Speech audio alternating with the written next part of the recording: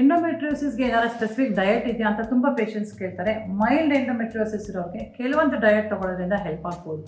Because endometriosis is a inflammatory process ಅಲ್ವಾ, ಮತ್ತು immune related process. ಹಾಗಾಗಿ anti inflammatory food like omega 3 fatty acid food ಇರುತ್ತೆ. Flax seeds, chia seeds, walnuts, salmon, fish food ಎಲ್ಲ ತೊಗೋಬೋದು. ಆ್ಯಂಟಿ accident rich food ತೊಗೋಬೋದು. ಅಂದರೆ berries ಅಂತೆ, vegetables ಅಂತೆ, ಗ್ರೀನ್ಸ್ ಅಂತೆ, ಹಳದಿ ಇಲ್ಲ ಟರ್ಮರಿಕ್, ಸಿಟ್ರಸ್ ಫ್ರೂಟ್ಸ್ ಇವೆಲ್ಲ ಕೂಡ ತೊಗೋಬೇಕಾಗತ್ತೆ. ಹೈ ಫೈಬರ್ ಡಯಟ್ ಅಂದರೆ ಜಾಸ್ತಿ ಸೊಪ್ಪು ತರಕಾರಿ ಇರುವಂಥ ಒಂದು ಡಯಟ್ನ ತೊಗೊಳೋದ್ರಿಂದ ಹೆಲ್ಪ್ ಆಗುತ್ತೆ. ಅಯರ್ನ್ ರಿಚ್ ಫುಡ್, ತರಕಾರಿ, ಸೊಪ್ಪು, ಹಣ್ಣು, ಹಾಲು, ಲಿವರ್, ಮೀಟ್ ಇವೆಲ್ಲ ತೊಗೊಳೋದ್ರಿಂದ ಕೂಡ ನಿಮ್ಮ ಹಿಮೋಗ್ಲೋಬಿನ್ ಇಂಪ್ರೂವ್ಮೆಂಟ್ ಆಗುತ್ತೆ, ಇನ್ಫ್ಲಮೇಷನ್ ಕಡಿಮೆ ಆಗುತ್ತೆ.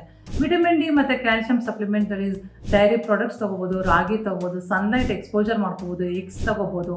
ಗ್ರೀನ್ ಟೀ ತೊಗೊಳೋದ್ರಿಂದ ಮತ್ತು ಒಂದು ಟರ್ಮರಿಕ್ ಜಾಸ್ತಿ ಬಳಕೆಯಿಂದ ಕೂಡ ಎಂಡೋಮೆಟ್ರಿಯೋಸಿಸ್ಗೆ ಸ್ವಲ್ಪ ಮಟ್ಟಿಗೆ ಹೆಲ್ಪ್ ಆಗುತ್ತೆ. ಅದೇ ರೀತಿ ಯಾವ ಫುಡ್ಸ್ನ ಅವಾಯ್ಡ್ ಮಾಡಬೇಕು ಅನ್ನೋ ಪ್ರಶ್ನೆ ಬರುತ್ತೆ. Obviously bread, meet, processed meet and processed food ಮತ್ತು ಬೇಕ್ರಿ ಐಟಮ್ಸು, ಚಾಟ್ಸ್ ಅಂತೆ ತುಂಬ ಕೆಮಿಕಲ್ಸ್ ಇರುವಂಥ ಒಂದು ಪ್ರಾಸೆಸ್ ಫುಡ್ನ ತೊಗೋಬಾರ್ದು.